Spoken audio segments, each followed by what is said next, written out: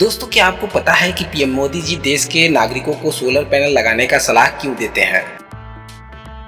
सौर ऊर्जा आज की नहीं बल्कि 21वीं सदी की ऊर्जा जरूरतों का एक बड़ा माध्यम होने वाला है, क्योंकि सौर ऊर्जा सौर है।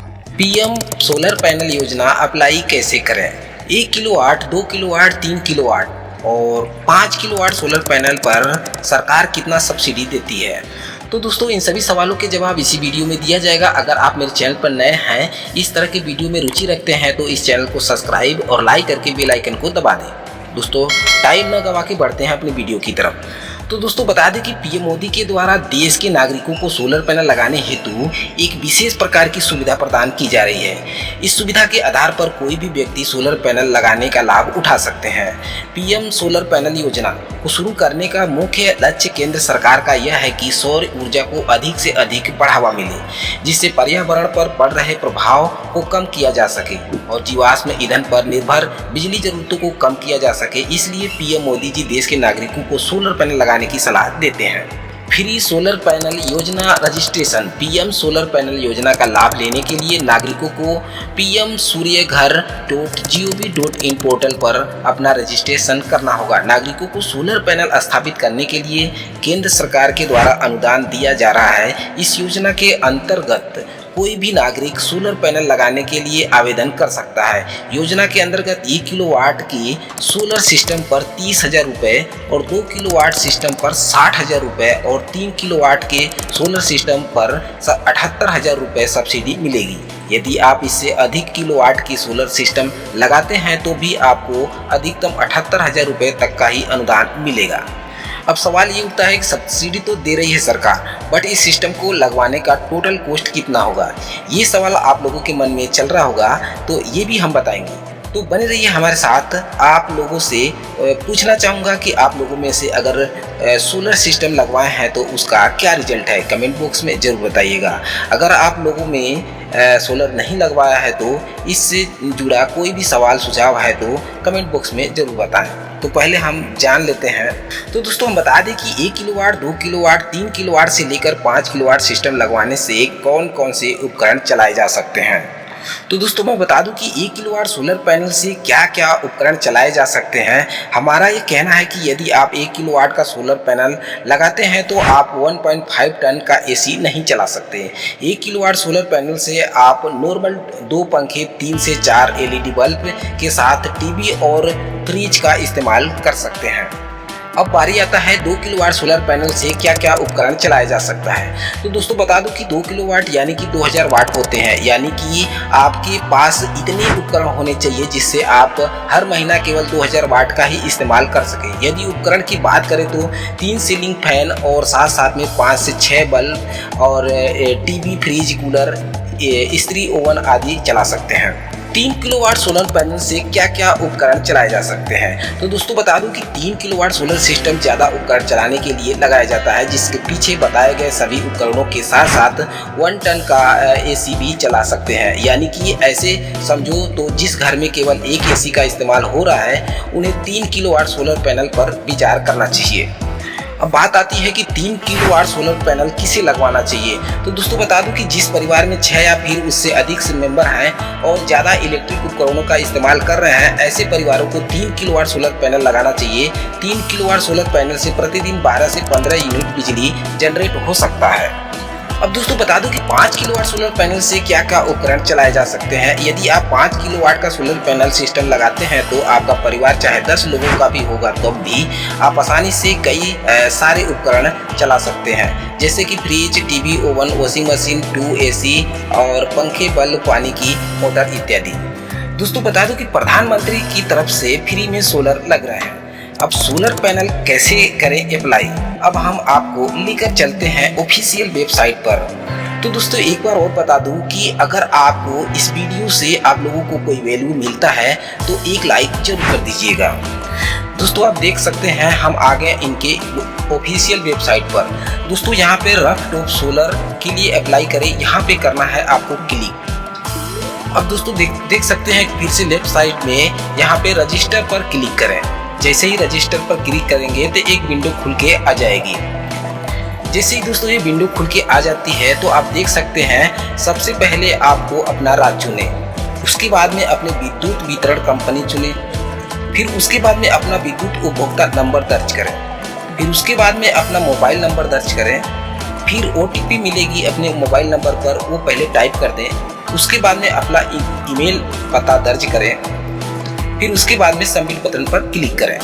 उसके बाद में दोस्तों अब हम आ जाते हैं दूसरे चरण पे। दूसरे चरण पे दोस्तों आप देख सकते हैं लॉगिन वाले जगह पे आपको क्लिक करना होगा।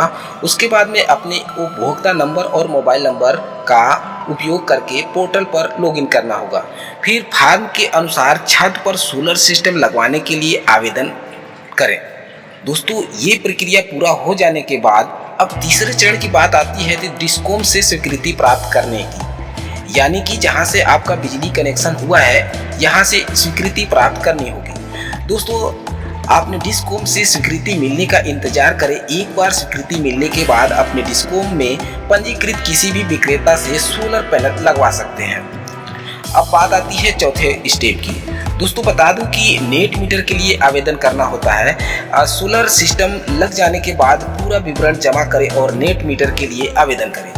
बता दूं कि नेट मीटर के लिए आवेदन, अब दोस्तों बता दूं कि नेट मीटर लगवाने के क्या फ़ायदे हैं। इसको लगवाने में टाइम लग सकता है, अगर ये लग जाता है तो आप लोगों को फ़ायदा ही फ़ायदा है, क्योंकि सोलर से जो बिजली प्राप्त होगी, जितना प्राप्त दिन में यूज करेंगे बाकी का यूनिट सरकार के खाते में जमा हो जाएगा। फिर वही जो बचा यूनिट होगा वो रात में यूज कर पाएंगे और उसके बाद में भी फिर जो यूनिट बचता है महीने पर यूनिट ₹2.30 के हिसाब से सरकार आपके बैंक खाते में जमा करा देगी। अब बारी आती है पांचवें चरण की। दोस्तों बता दूं कि कमीशनिंग प्रमाण पत्र प्राप्त करें। नेट मीटर स्थापित होने और डिस्कॉम द्वारा निरीक्षण के बाद पोर्टल के माध्यम से कमीशनिंग प्रमाण पत्र जारी किया जाएगा।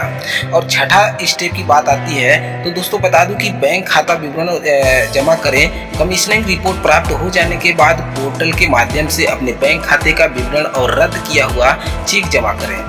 आपको 30 दिनों के भीतर आपके बैंक खाते में सब्सिडी प्राप्त हो जाएगी। दोस्तों ये है सरकारी कारोबार, इसमें दौड़ भाग तो करनी पड़ेगी, जब भी जाकर इसका फायदा आप उठा पाएंगे।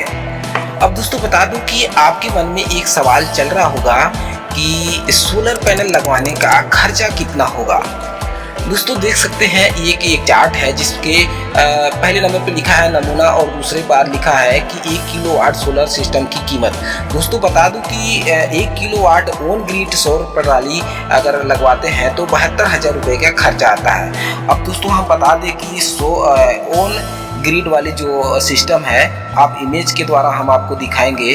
दोस्तों देख सकते हैं कि ये ऑन ग्रिड सिस्टम है, जिससे सोलर से सीधा आपके इन्वर्टर में आएगा करंट और इन्वर्टर से स्विच बोर्ड में जाएगा। स्विच बोर्ड से आप दिन के अंदर अपने घर का लोड उठा सकेंगे। उसके बाद में जो वहाँ से जो यूनिट बचता है वो आपके नेट मीटर में जाता है। नेट मीटर के बाद आप इलेक्ट्रिक ग्रिड में चला जाता है।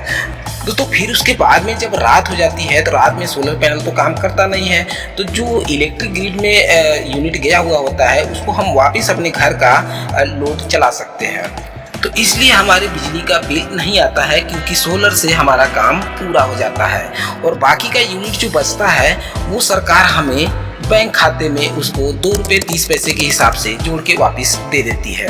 अब बारी आती है दूसरे नंबर की। तो दोस्तों बता दूं कि दूसरा नंबर है जो 1 किलोवाट ऑफ ग्रिड का सौर प्रणाली जो लगाते हैं उसमें आता है 80,000 रुपये का खर्चा, जिसमें हम बिना अप्लाई किए लगाते हैं।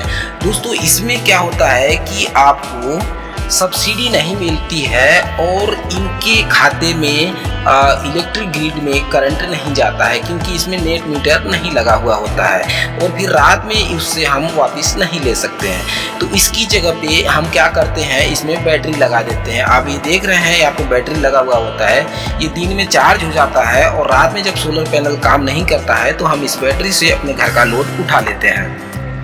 अब दोस्तों बारी आती है तीसरे स्टेप की। तो बता दूं कि तीसरे स्टेप में 1 किलोवाट हाइब्रिड सौर प्रणाली 1,20,000 रुपये का पड़ता है। अब बता दूँ 1,20,000 का हाइब्रिड सोलर सिस्टम दोस्तों ये इमेज में देख सकते हैं कि इस तरह से लगाया जाता है। इसमें क्या होता है कि सोलर से सीधा आपके इन्वर्टर में जाता है करंट, और इन्वर्टर से सीधा आपके बिजली ग्रिड में भी चली जाती है और आपका घर का भी लोड चलता है, और उसके साथ में एक बैटरी भी होती है और बैटरी भी चार्ज होती है। तो इसमें क्या होता है कि जैसे कि दोस्तों रात में लाइट चली जाती है, सोलर पैनल काम नहीं करता है, तो हमारी बैटरी तब तक काम चलाती है, और फिर अगर बिजली आ जाती है तो जो हमारा दिया हुआ यूनिट होता है उस बिजली से हम वापस उसको लेके अपने घर का लोड चला सकते हैं। ये होता है सारा सोलर सिस्टम का। दोस्तों जो सरकार बार बार आपको आगाह कर रही है वो इसी सिस्टम के हिसाब से कह रही है। तो दोस्तों इसमें सब्सिडी भी मिल जाती है, थोड़े बहुत परेशानियां झेलनी पड़ती है, सरकारी कारोबार है, मतलब बिल आता ही नहीं है बिल्कुल। दोस्तों अगर वीडियो इन्फॉर्मेटिव लगा हो तो एक लाइक करके चैनल को सब्सक्राइब कर देना, और वीडियो देखने के लिए बहुत बहुत शुक्रिया।